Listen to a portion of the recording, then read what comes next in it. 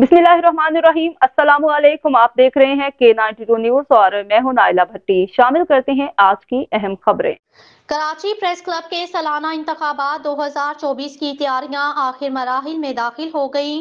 दी democratic panel ने अपने 12 रुकनी panel का ऐलान कर दिया। दी डेमोक्रेटिक पैनल से सईद सरबाजी सदर, अब्दुल रशीद मेमन नायब सदर, एहतशाम सईद कुरैशी खजानची, शोएब अहमद सेक्रेटरी और मोहम्मद मुनसफ ज्वाइंट सेक्रेटरी के उम्मीदवार होंगे।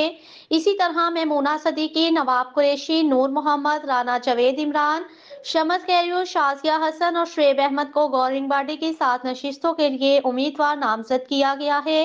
इस हवाले से कराची प्रेस क्लब में मीटिंग भी हुई, जिसमें तमाम नामजद उम्मीदवारों के साथ साथ सीनियर सहाफ़ी इम्तियाज फरहान, रिजवान भट्टी, हमाद हुसैन, मोइनुल्लाह शाह, एहसन जतोई, दीगर सहाफ़ी भी मौजूद थे। इस मौका पर सदर press club Saeed Sarbasi, secretary Shoaib Ahmed और गवर्निंग बॉडी के अरकान ने इलेक्शन में कामयाबी के बाद सहाफ़ियों की फलाह व बहबूद के लिए नए अज़्म के साथ काम करने का ऐलान किया। सदर कराची प्रेस क्लब सईद सरबासी ने कहा, सहाफ़ियों के तमाम मसाइल से आगाह हैं। हमने माजी में जो काम किए इंशाअल्लाह दोबारा मुंतखब होकर इनसे ज़्यादा काम करके दिखाएंगे।